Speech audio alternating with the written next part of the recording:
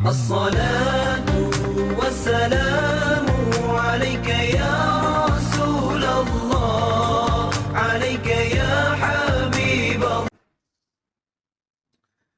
بسم الله الرحمن الرحيم. الحمد لله رب العالمين، والصلاة والسلام على أشرف الأنبياء والمرسلين وعلى آله وأصحابه والتابعين بإحسان إلى يوم الدين، أما بعد. Pertamanya, Alhamdulillah, kita merapatkan syukur kepada Allah Subhanahu Wa Taala kerana dengan limpah dan kurnianya kita dapat bersama-sama pada malam ini untuk kita sambung pengajian fiqh sirah. Dan insyaAllah malam ni saya akan membawa satu renungan daripada peristiwa penting dalam sirah Nabi SAW, iaitulah berkaitan ataupun pengajaran hikmah di sebalik kalender Islam yang dicetuskan oleh Sayyidina Umar yang menetapkan tarikh dan kalender Islam merujuk kepada hijrah Nabi SAW. Dunia ni kalau kita tengok, cuma kita, negara kita ni, kita ada dua kalender saja. Kalender apa dia? Kalender hijrah dan kalender Masihi. Tapi kalau kita pergi negara-negara lain, kalau kita pergi ke Syam, dia ada kalender Rom. Sampai hari ni dia orang masih pakai kalender Rom. Nama pun contohnya Ogos, dia panggil bulan Ab. Bulan Ab tu mana bulan Ogos. Itu dalam kalender Rom. Yang mana manusia ni kalau dia buat kalender tahun dia orang, biasanya dia akan refer kepada tarikh-tarikh penting kelahiran orang-orang yang mereka sanjungi. Sebagai contoh kita ambil orang Kristian, meletakkan tarikh Masihi itu merujuk kepada konon-kononnya tarikh lahir Nabi Isa AS. Itu kita ambil contoh. Jadi sepatutnya dalam Islam ni, Sayyidina Umar dia refer kepada kalender Islam ni kepada tarikh lahir Nabi, ataupun tarikh turunnya Quran, ataupun tarikh wafatnya Nabi SAW. Tapi apa hikmahnya Sayyidina Umar refer tarikh Islam tu kepada hijrah Nabi SAW? Okey, ni kita nak cuba hayati daripada sirah ni. Kenapa Sayyidina Umar hikmahnya merujuk tarikh dan kalender Islam kepada hijrah Nabi SAW? Saya ambil contoh,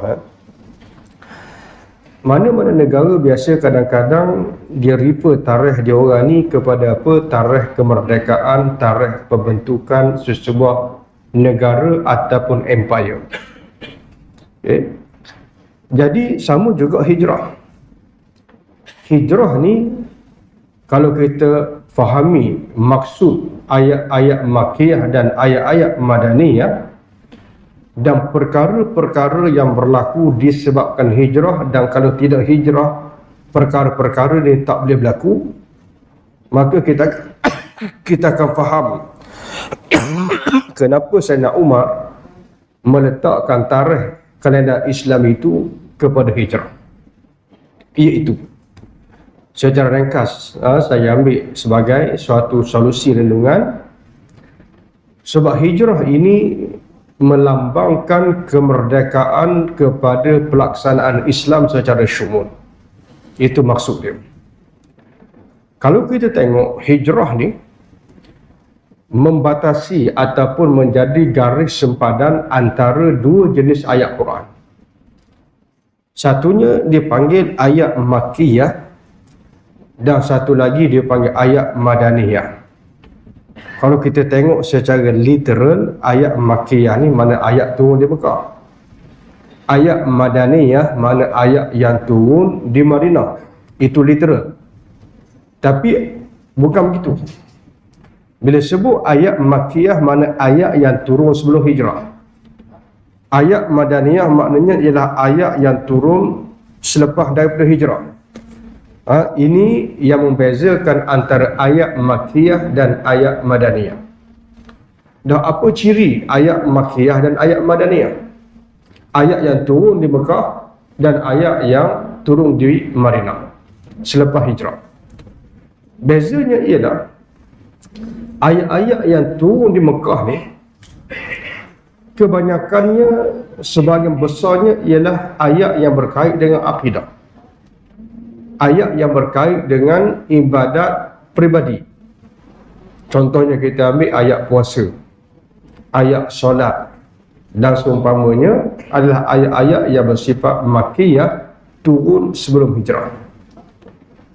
Jadi ayat-ayat ini berkait dengan individu, berkait dengan individu, berkait dengan pembinaan peribadi, itu turun di peringkat Mekah.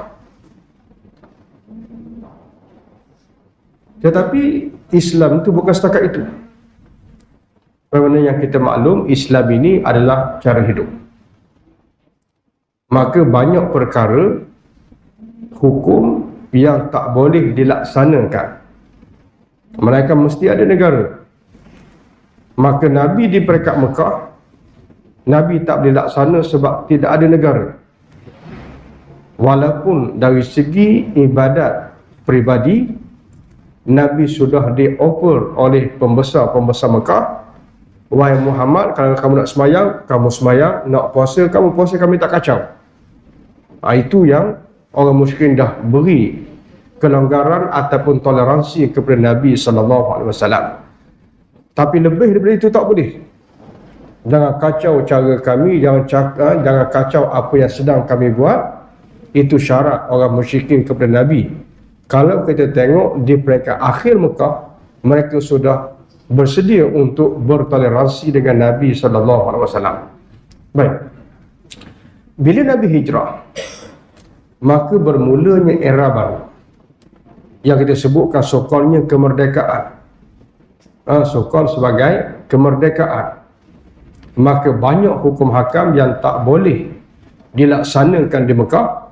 Maka bermulanya dengan hijrah, maka hijrah itu membolehkan Nabi SAW melaksanakan apa yang tak boleh dilaksanakan di peringkat Mekah, iaitu turunnya ayat-ayat Madaniyah.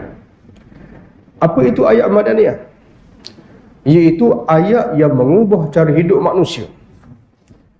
Dia bukan mengubah akidah saja, tapi dia mengubah cara hidup manusia dan juga mengubah bukan sahaja Madinah, tapi kalau kita tengok hari ini, perubahan-perubahan adalah bermula dengan hijrah Nabi SAW.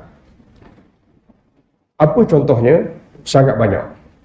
Antaranya, saya mencontoh yang pertama. Kalau kita tengok sebelum Nabi hijrah ke Madinah, culture mana-mana negara dunia pada waktu itu, Rom ke, Parsi ke, Mekah ke, Madinah ke, mana-mana negara, apa dia punya amalan? Harta negara adalah harta pemimpin. Maknanya pemimpin ni tak kiralah Caesar, Kaisar, Kisra, Rom ke, Parsi ke, pemimpin Mekah, pemimpin Madinah, sebelum mari Islam, sebelum Nabi tegakkan Islam di Madinah, duit cukai orang ramai, hasil negara boleh diambil, dimanfaat oleh pemimpin-pemimpin negara. Ini sebelum mari Islam. Bila Nabi hijrah ke Madinah, maka Nabi tegakkan satu sistem baru. Ini tak boleh buat di Mekah. Di Mekah pasti Abu Jahal, Abu Lahab takkan setuju. Walaupun mereka dah setuju Nabi nak sembahyang, mereka tak kacau. Nabi nak puasa, mereka tak kacau. Nak ibadat, no problem. Tapi apa yang Nabi tak boleh kacau, contohnya yang saya sebut ni, iaitu di zaman itu, mana-mana pemimpin, tak kena Abu Jahal ke, Abu Lahab dan seumpamanya, mereka boleh mengambil manfaat harta negara, cukai negara, mereka boleh ambil manfaat. Sebab tu kalau tuan-tuan ingat, waktu akhir rundingan Nabi duduk di Mekah, Apa orang musyrikin tawar? Dia kata, wahai Muhammad, kalau kamu nak jadi orang paling kaya, boleh. Kami akan jadikan kamu orang paling kaya. Kami akan kutip duit daripada seluruh orang Mekah. Kami akan beri kepada kamu untuk pastikan kamu jadi kaya. Itu contoh tawaran musyrikin Mekah kepada Nabi. Kamu nak jadi raja, boleh. Kami lantik. Nak jadi orang kaya, boleh. Raja yang kaya, boleh. Ini tawaran orang musyrikin Mekah. Tapi Nabi terima tak? Nabi tak terima. Tapi bila Nabi hijrah ke Madinah, apa Nabi buat? Cukai orang ramai Nabi tak ambil. Cukai itu kutip. Tapi kutip cukai itu dikembalikan semula kepada orang ramai dalam bentuk manfaat. Dah Nabi punya elam macam mana, Nabi tak ambil daripada cukai. Contohnya kita ambil selepas wafat Nabi SAW. Untuk jelas kita nampak. Sayyidina Abu Bakar naik jadi khalifah, dibai'ah jadi khalifah. Hari pertama jadi khalifah, Sayyidina Umar tengok jumpa Sayyidina Abu Bakar duduk meniaga baju di pasar. Lalu Sayyidina Umar tanya, wahai Abu Bakar, sebab apa kamu duduk meniaga baju ni sedangkan kamu adalah khalifah, pemimpin negara? Jadi jawab Sayyidina Abu Bakar, dah kalau aku tak meniaga baju, aku nak makan apa? Macam mana dengan nafkah keluarga? Kata Sayyidina Abu Bakar kepada Sayyidina Umar. Lalu Sayyidina Umar bawa kes ini kepada mesyuarat Al-Hilli wal-Aqdi. Al-Hilli wal-Aqdi ini macam, hari ni macam kabinet lah kalau bahasa hari ni. Bawa ke kabinet bincang. Jadi keputusannya apa dia? Sayyidina Sayyidina Abu Bakar tak boleh lagi meniaga. Sebab apa tak boleh meniaga? Sebab kalau meniaga, ni nak meniaga, nak tadbir negara, nak meniaga tadbir negara, tak jadi. Dia mesti fokus kepada tadbir negara dan dia kena tinggalkan urusan kerja peribadi dia. Dan ini keputusan Al-Hilli wal-Aqdi. Dah kalau tinggal dia punya keperluan harian, berniaga, nafkah keluarga, macam mana dia nak makan? Macam mana dia nak sara keluarga? Lalu dia ambil daripada satu hadis Nabi SAW. Nabi kata kalau seseorang tu dia terpaksa tinggalkan urusan peribadi dia. Dia terpaksa tinggalkan urusan meniaga dia, urusan pertanian dia, urusan sara hidup dia sebab nak laksanakan urusan orang ramai. Nak mentadbir kepentingan orang ramai. Maka Nabi SAW bersabda, kalau dia perlukan khadam, dia perlukan kenderaan, dia perlukan rumah, maka semuanya itu, keperluan-keperluan itu boleh diambil daripada Baitul Mal. Jadi bermulanya seorang pemimpin negara terima gaji. Sebelum tu tak ada. Sebelum tu kalau dia jadi pemimpin, harta Baitul Mal dia boleh ambil berapa dia nak. Itu sebelum daripada Nabi tegakkan negara di Madinah. Jadi selepas itu sistem pergayaan disusun dengan lebih teratur. Jadi maknanya pemimpin negara ni bukan diambil ikut suka dia. Peringkat awal pentadbiran ini dia ambil mengikut keperluan. Ini peringkat awal. Dia ambil ikut keperluan. Sebab tu di zaman Sayyidina Umar, kalau saya baca, gaji ni dia tak ikut pangkat. Kita ni lagi besar pangkat, lagi besar gaji. Tapi gaji dia ikut keperluan. Kalau orang anak 10 dengan orang anak seorang, hak anak 10 tu lagi besar daripada allowance dia. Tu zaman awal. Di zaman Sayyidina Abu Bakar, di zaman Sayyidina Umar Al-Khattab radhiyallahu ta'ala anhu. Jadi sistem ini akhirnya diikuti oleh negara-negara barat. Hari ni kita tengok Presiden Amerika ada gaji, Presiden UK ada gaji, hatta raja pun ada gaji. Sebab apa benda ni berubah? Sebabnya negara-negara barat ni dia ambil daripada Islam. Nanti saya akan ceritakan bagaimana mereka ambil daripada Islam. Akhirnya benda ni bukan sahaja terlaksana dalam negara Islam, tetapi merubah dunia secara keseluruhan termasuk negara-negara yang bukan Islam. Ini saya akan share nanti insya-Allah. Itu contoh yang pertama. Jadi maknanya kalau takkan hijrah, sampai hari ini rakyat jadi hamba kepada pemerintah. Sebab kita kena bayar cukai, dia ambil manfaat daripada cukai kita, dia boleh ambil ikut suka dia. Ini zaman sebelum daripada Islam, dan benda ni berubah dengan apa? Berubah dengan hijrahnya Nabi ke Madinah. Maknanya kalau Nabi duduk peringkat Mekah, benda ni tak akan berubah. Sebab peringkat Mekah ni hanya ibadat, sembahyang, puasa. Tapi bila mari bab ni, Abu Jahal kata no way, Abu Jahal kata tak boleh. Itu batasan yang Abu Jahal, Abu Lahab hakkan kepada Nabi untuk toleransi di peringkat Mekah. Baik. Yang kedua saya ambil, contohnya ialah sebelum hari Islam, dia tak ada sistem social security. Dia tak ada sistem social security. Dan juga dari segi perundangan. Dari segi perundangan, pemimpin mempunyai kuasa yang besar. Dari segi perundangan. Apa makna kuasa yang besar? Orang yang bersalah nak dakwa orang, kuasa dakwa tu adalah milik kuasa pemimpin. Kuasa untuk ampunkan orang yang bersalah, itu adalah kuasa pemimpin.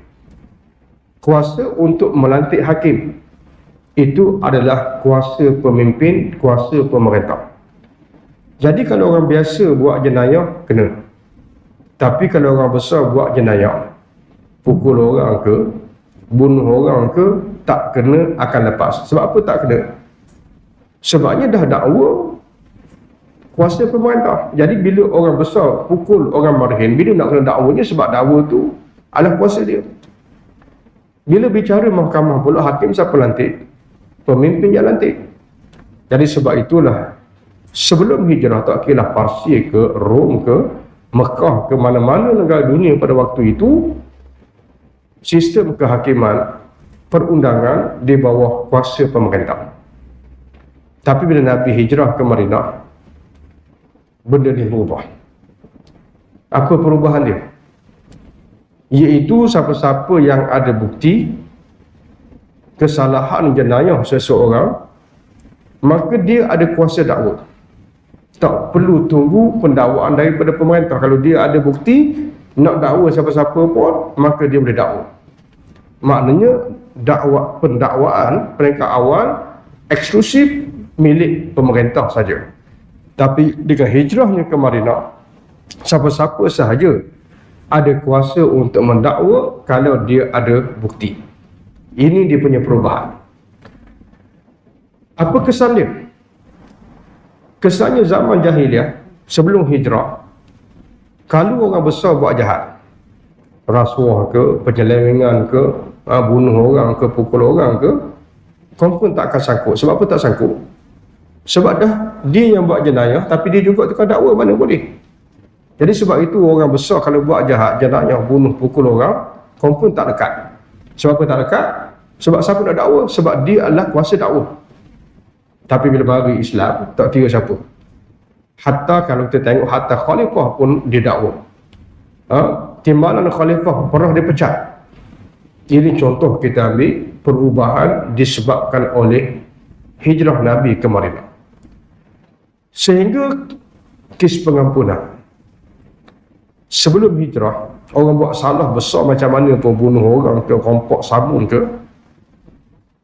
setiap pemerintah, Caesar, Kaisar dan seumpamanya, hatta kalau Mekah ni Abu Jahal, Abu Lahab, dia ada kuasa untuk ampunkan orang yang bersalah, untuk memberikan kemaafan kepada pembunuh dan seumpamanya. Itu culture sebelum daripada hijrah Nabi ke Madinah. Tapi bila Nabi hijrah, maka benda ni diubah. Ubah macam mana? Kalau kesalahan itu sudah sabit, dah sampai kepada hakim, hakim dah dengar pertuduhan dan pembuktian, dan hakim telah buat keputusan dengan adil, maka bila keputusan itu dijatuhkan, maka tak ada lagi mana-mana kuasa yang boleh berikan pengampunan. Contohnya kalau melibatkan jenayah, kecuali kes bunuh. Kes bunuh ni zaman jahiliah, kalau katakan orang biasa kena bunuh, jatuhkan bunuh tu orang bangsawan, biasanya pemimpin akan berikan pengampunan. Kenapa? Sebab kuasa pengampunan dalam kes bunuh adalah milik pemimpin, milik pihak berkuasa. Tapi dengan hijrah Nabi ke Madinah, benda ni diubah. Ubah macam mana? Bila dalam kes bunuh, kuasa pengampunan itu Allah cabut daripada pemimpin dan Allah beri kepada siapa? Kepada keluarga si mati. Jadi kalau keluarga si mati kata aku tak maaf, kalau pemimpin kata aku maaf, maka kuasa keluarga itu lebih besar. Pemimpin tak ada power untuk maafkan orang yang membunuh kalau keluarga si mati tak nak maafkan. Ini perubahan yang berlaku disebabkan oleh hijrah Nabi ke Madinah. Sama juga contohnya saya ambil dalam bab tanah sebagai contoh. Dalam bab tanah di peringkat Mekah, kuasa tanah ni adalah kuasa yang sangat besar milik pemimpin negara. Tak kira Rom ke Parsi ke apa ke, sama je sistem dia. Siapa yang boleh berikan tanah kepada rakyat untuk didiami? Pemimpin. Kalau dia tak bagi, tak boleh. Kalau dia bagi, boleh. Dia boleh ambil tanah orang, dia boleh bagi balik tanah kepada sesiapa yang ia mahu. Ni sistem zaman jahiliah. Nabi hijrah ke Madinah, apa Nabi buat? Yang pertama Nabi isytiharkan, la hima illa lillahi wa lirasuli. Maknanya pemimpin tak boleh mengisytiharkan tanah dalam negara ni tak boleh masuk melainkan kebenaran aku, tak boleh. Dah kalau macam tu, macam mana undang-undang dia? Nabi pun isytiharkan satu undang-undang baru. Nabi kata, man sabaqa ila man lam yasbiq ilaih fahuwa lah. Barang siapa yang masuk ke dalam satu-satu tanah yang bukan orang punya, yang bukan milik orang, yang bukan kepentingan awam dengan syarat-syaratnya yang lengkap, maka dia yang punya, kata Nabi SAW. Sahabat cerita, bila Nabi isytihar macam tu, natasabaq natakhatawna, kami berebut cari mana tanah kosong, natakhatawna, lalu kami tanda untuk dibangunkan. Jadi akhirnya di peringkat Mekah ramai homeless. Sebab apa ramai homeless? Nak dapatkan tanah kerajaan tak boleh. Dan macam mana mereka dapat tanah? Kena beli. Dah beli daripada siapa? Beli daripada orang yang dapat tanah daripada Abu Jahal, Abu Lahab. Itu cara dia. Menjadikan kalau orang tak ada duit, maka tata baba itu hang penyebasan. Jadi masalah homeless tak ada orang nak ambil tahu.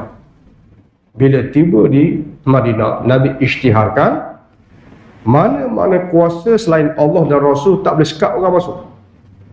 Tapi bukan bermakna orang masuk ikut suka tak, dia ada syarat dia. Maka akhirnya undang-undang itu dibuat menjadi perantara antara orang ramai dan kerajaan. Itu yang berlaku. Maka akhirnya Nabi kata apa? Kalau orang tu dah miliki tanah secara teroka dan buka mengikut syarat-syaratnya, fahiyalah, maka tanah tu dia punya. Walaysa li'irqin zalimin haqqun, dan kalau orang rampas tanah itu daripadanya, maka itu adalah usaha yang zalim, kata Nabi SAW. Jadi dalam kisah ni, kalau kita tengok, akhirnya orang ramai mula ada tanah, tak ada istilah homeless. Maka akhirnya menjadikan tanah tidak lagi boleh dimonopoli oleh pemimpin. Itu antara perubahan yang dibawa oleh Nabi disebabkan oleh hijrah. Antaranya kita ambil sebagai contoh social security. Sebelum ni orang kerja bayar cukai, tapi tak ada jaminan sosial, tak ada kebajikan. Maka dengan cara Islam, dikutip cukai, maka dijaga kebajikan sosial. Contohnya orang miskin yang tak mampu, maka dia ambil 2/8 cukai, 1/6 hasil bumi, dibangunkan golongan miskin. Ini social security.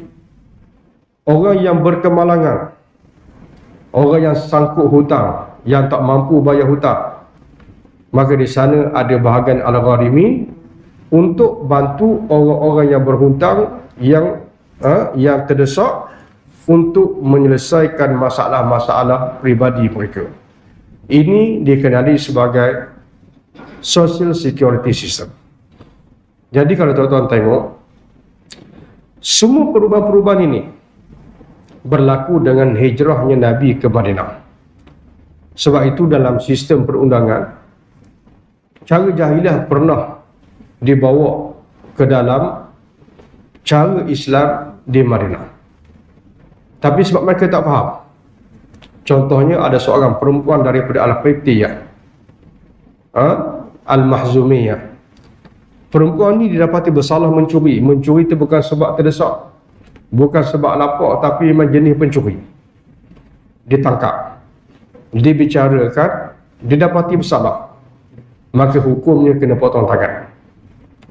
Lalu bila dia jatuhkan hukuman, keluarga dia pergi untuk nak pujuk Nabi, jumpa dengan Zaid, anak angkat Nabi, supaya Zaid ni pergi pujuk Rasulullah, berikan pengampunan. Dan itu pun culture jahiliah. Orang besar bila mencuri, hantar wakil pergi jumpa dengan pemimpin, maka diampunkan. Itu biasa. Lalu benda ni, culture ni nak dibawa ke dalam kerajaan Rasulullah di Madinah. Lalu bila Zaid beritahu Nabi, merah muka Nabi. Merah tu maknanya Rasulullah marah. Habis dia, Rasulullah ni kalau dia marah, sahabat kenal, nampak muka merah. Macam kalau saya marah, tuan-tuan tak nampak, sebab orang gelap ni marah macam mana pun tak nampak merah tu. Rasulullah ni, sahabat ni, kalau Rasulullah marah, memang sahabat kenal. Dan lepas Nabi senyap merah muka, lalu lepas sejuk daripada marah tadi, Rasulullah pun bersabda. Rasulullah kata, telah binasa orang-orang yang sebelum kami. Hudud dilaksanakan betul. Tapi masalahnya ialah bila orang yang bangsawan yang mencuri, maka mereka berikan pengampunan. Orang biasa yang mencuri, aqamu alal had, mereka laksanakan hukuman had. Wa aimullah law kanat Fatimah bintu Muhammadin saraqat laqata'tu yadaha. Demi Allah, kalau Fatimah anak aku yang didapati bersalah mencuri, nescaya aku akan potong tangannya, kata Nabi SAW. Apa makna dia? Maknanya kalau anak Nabi yang melakukan kesalahan, Nabi satunya sebagai ketua negara, satu lagi Nabi sebagai Rasul, hierarki yang tertinggi dalam agama. Pun begitu, Nabi tak boleh ampunkan walaupun anak sendiri kalau dah sabit kesalahan di mahkamah. Itu makna dia. Jadi makna tak ada istilah pengampunan kalau dah sabit. Tak kira lah anak bangsawan ke, hatta anak Nabi sendiri pun tak boleh dimaafkan dan diampunkan kalau dah sabit dengan kesalahan. Itu antara perkara-perkara yang berubah dengan hijrahnya Nabi ke Madinah. Baik, yang terakhirnya ialah, dan macam mana yang saya kata tadi, kalau tak kena hijrah, dunia tak macam hari ini. Saya ambil contoh. Macam mana dunia hari ini terpengaruh dengan hijrah Nabi ke Madinah, ataupun sistem yang Nabi tegakkan di Madinah. Iaitu, kalau kita baca sejarah, revolusi-revolusi yang dilaksanakan, yang berlaku di Eropah adalah daripada cetusan cendekiawan Eropah yang pergi belajar di Andalus. Sebab itu kalau kita tengok waktu zaman gelap Eropah, sangat zalim. Pemilikan tanah, orang biasa tak boleh milik tanah, bangsawan je boleh miliki tanah. Kalau orang tu berhutang dengan interest, dengan riba, kalau tak boleh bayar, akan jadi hamba, dia dan keluarga dan tanahnya akan jadi milik kepada orang yang beri hutang. Ini zaman feudal. Jadi sebab itu, pemerintahan ini dianggap sebagai zalim kalau dibandingkan dengan Andalus. Dia zalim tak zalim ni kalau ada komparatif. Kalau orang tengok A, compare dengan B, baru dia kata mana baik mana tak baik. Tapi kalau itu je yang berlaku, orang tak ada comparative thinking. Orang tak boleh nak banding baik buruk. Maka bila mana orang Eropah pergi belajar di Andalus, maka mereka tengok di Andalus, di Baghdad, negara Islam, khilafah Islam adil. Balik ke Eropah, mereka tengok kerajaan mereka zalim. Pada waktu itu orang Eropah ni yang balik belajar di Andalus, mereka buka sekolah-sekolah di Eropah, ambil ilmu-ilmu di Andalus. Ada yang pergi belajar jauh lagi sampai ke Baghdad. Mereka balik, mereka buka pengajian-pengajian di Eropah pada zaman gelap. Jadi dari situlah akhirnya tercetus revolusi. Berlaku revolusi industri, revolusi Perancis dan macam-macam. Bila mereka buat revolusi, naik kerajaan baru, naik rakyat memerintah, gulingkan pemerintahan gereja, mereka tak ada idea nak bentuk negara macam mana. Yang penting mereka gulingkan kerajaan yang zalim. Tapi bila rakyat naik memerintah, mereka nak tarbiyah dengan apa? Lalu akhirnya mereka panggil cerdik pandai mereka yang belajar di Andalus untuk membantu membentuk negara baru. Maka akhirnya hak belajar di Andalus ini ambil ilmu-ilmu yang mereka belajar di Andalus untuk nak set up, untuk nak bentuk, untuk laksanakan di peringkat Eropah pada waktu itu.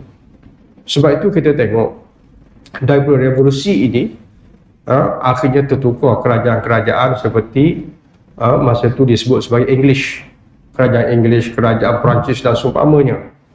Jadi akhirnya bila orang kaji Eropah baru, orang dapati bahawa sistem-sistemnya mirip dengan Islam. Kawan saya seorang di Cairo University buat kajian tentang undang-undang zaman Napoleon Bonaparte. Dia dapati bahawa undang-undang zaman Napoleon, undang-undang jenayah dalam negara sangat mirip dengan undang-undang mazhab Maliki. Dan sebab apa mazhab Maliki? Bukan mazhab Hambali, bukan mazhab Hanafi, bukan mazhab Syafi'i. Sebab Maliki adalah mazhab rasmi di Andalus pada zaman itu. Sama juga contoh yang terakhir saya ambil hari ini, kita ada insurans, betul tak?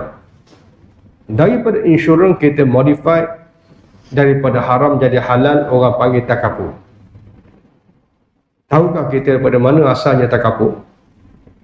Asalnya insurans, kalau kita kaji, ini antara kajian yang saya pernah buat, yang saya dah bentang satu pembentangan ekonomi di Jepun dalam 6-7 tahun lepas. Apa hasil dia? Semua tahu. Orang yang terlibat dengan insurans semua tahu. Insurans yang pertama dunia dekat mana? Dekat Itali. Dia panggil Bo, apa nama tempat tu? Itu insurans yang pertama. Dan insurans yang pertama yang tercatat dalam sejarah Eropah adalah Mutual Marine Insurance. Maknanya insurans kerjasama perkapalan. Dia ada dua. Dia panggil commercial insurance, satu lagi dia panggil mutual insurance. Commercial insurance ni maknanya macam insurans hari ni, maknanya pihak penganjur insurans nak ambil untung. Mutual insurance ni macam khairat masjid. Itu dia panggil mutual insurance. Jadi peringkat awal dia tak ada commercial, dia hanya ada mutual insurance, iaitu perkapalan yang berlaku di Itali sekitar pada kurun yang ke-8, kurun yang ke-9. Baik, soalannya, daripada mana orang Itali ambil insurans, mutual insurance? Sebab apa? Marine insurance, insurans kapal, bukan insurans nyawa, bukan insurans kena. Sebab apa? Sebabnya ialah sistem itu diambil daripada negara Islam. Sebab apa mereka ambil daripada negara Islam? Mutual insurance. Sebab apa tak ambil hak lain? Sebab dalam negara Islam, social security yang anda cerita tadi, kalau orang kemalangan, kalau orang kena cedera dan seumpamanya, macam mana dia di cover dalam sistem Islam? Contohnya senang saya ambil. Ini pernah berlaku zaman Nabi, orang tu bawa kuda laju, langgan orang mati.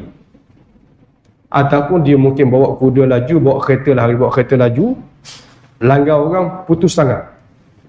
Hari ini kalau orang putus tangan tu tak boleh buat kerja, siapa yang tampung? Insurans, betul tak? Insurans yang tampung. Baik.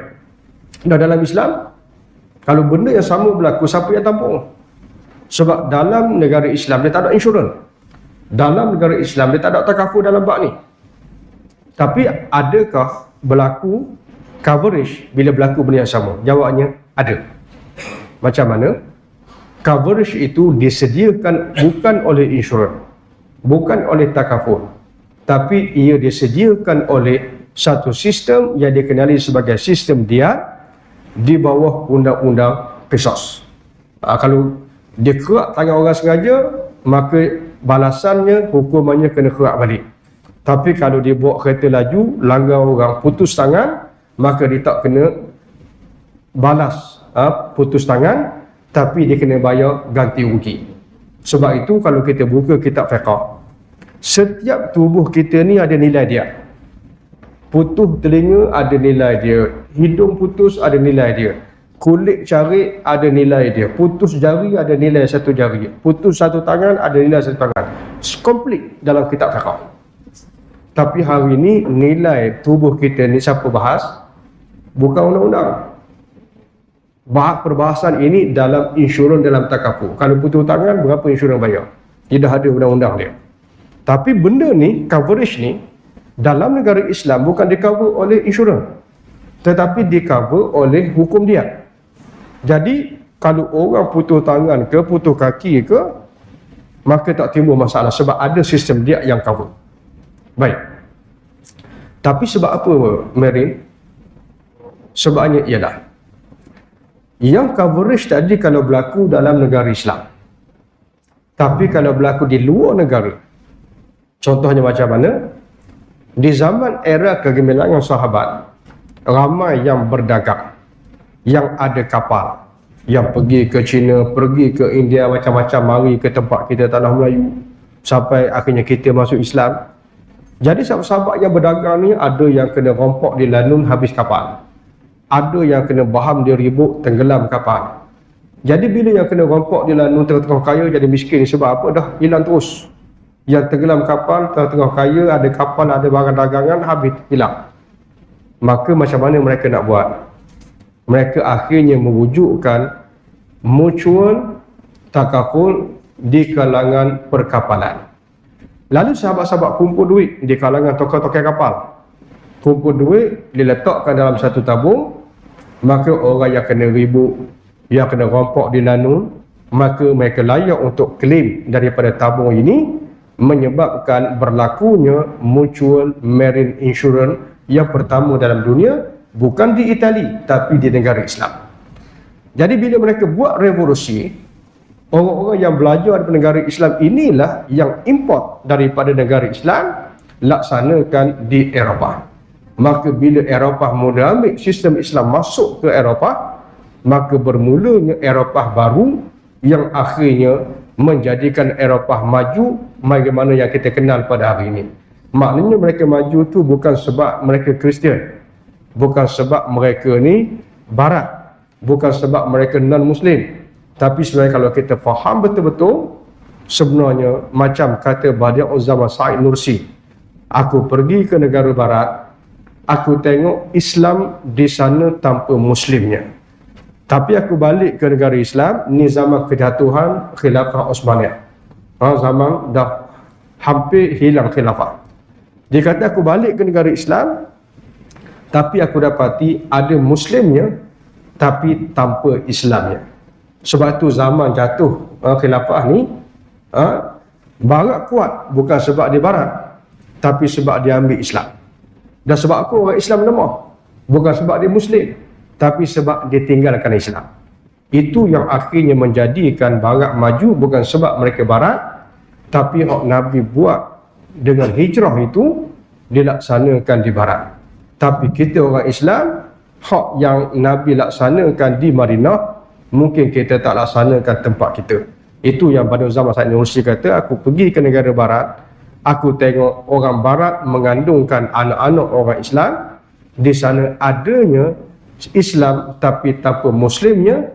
Aku balik ke negara Islam, aku tengok ramai orang Islam tapi tanpa Islamnya.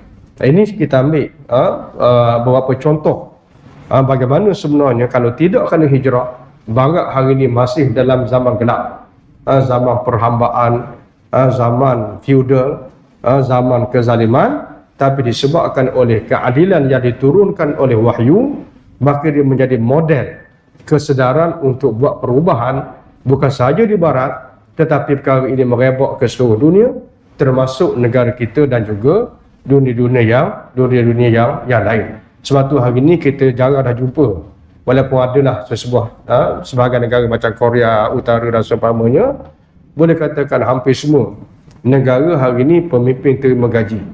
Hatta kalau tengok contohnya macam sejarah English kemudian berubah jadi UK, macam hari ini kalau tengok akhirnya raja pun terima gaji. Tak macam dulu harta negara adalah raja yang punya, ikut dia nak beri berapa, ikut dia nak ambil berapa. Tapi dengan adanya sistem yang diambil daripada negara Islam, akhirnya raja sendiri pun terima gaji sebagaimana yang kita tengok pada hari ini. Ini bukan barak yang punya, tapi ini adalah cetusan daripada wahyu yang ditegakkan dengan tertegaknya Islam di Madinah.